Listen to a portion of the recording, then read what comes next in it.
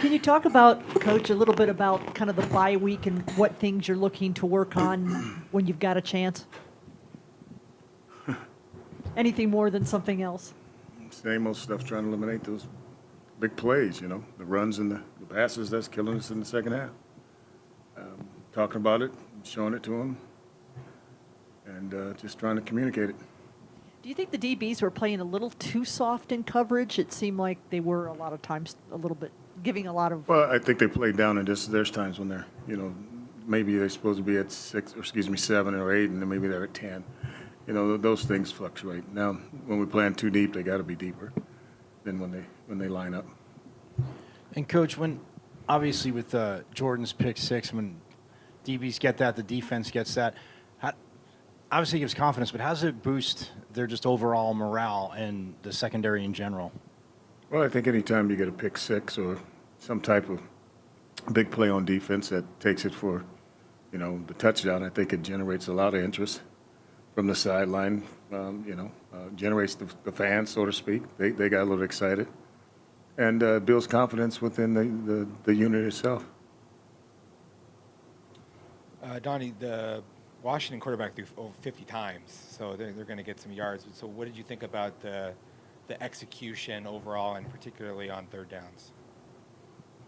Well, I think we achieved our goal on third down, trying to be better than we was the week before.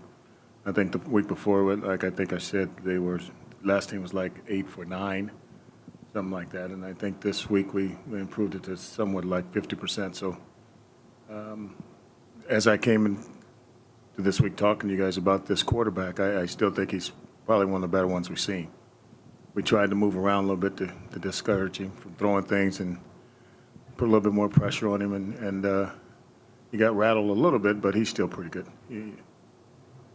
I don't think that you've had any fumble recoveries this year, and almost no forced fumbles even, which is sort of atypical. Is there anything is that just random, or do you think that there's something that could be done differently to generate more? Or well, we talk about it a lot, in practice. And I don't know if you guys are here out there talking about take a strip.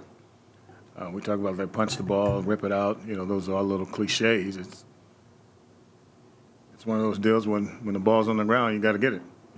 There was the one situation where the ball was rolling around and we jumped over the quarterback. Next thing you know, we kick it. Next thing you know, a guy tries to scoop it instead of falling on it. Just those little things that you got to be able to do when that ball's on the ground, because it's not on the ground often.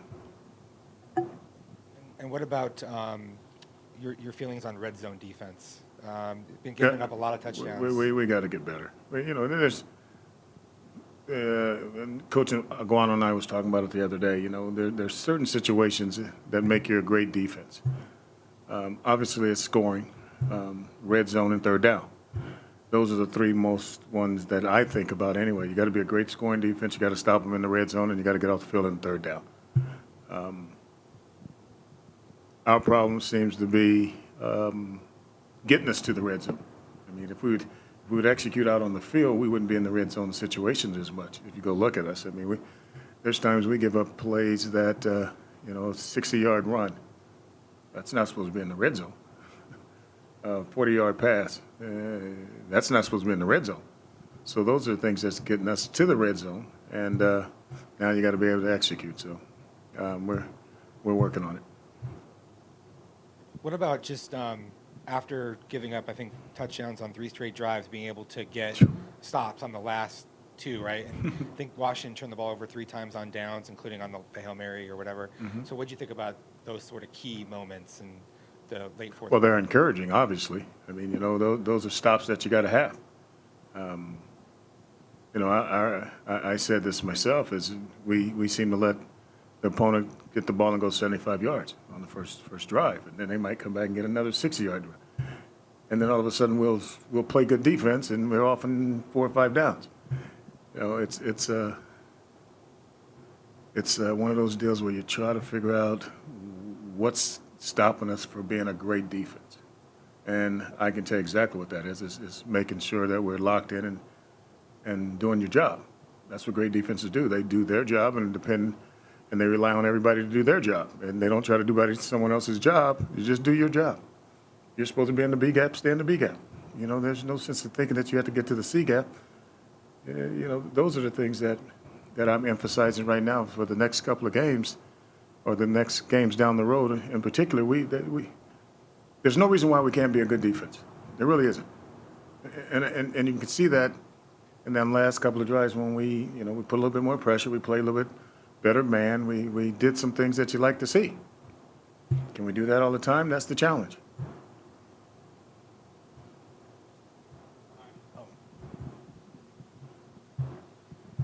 Hey, Coach. Nick Borgia, Devil's Digest. So we've seen Michael Matias now through all seven weeks on the sidelines pretty much every single day.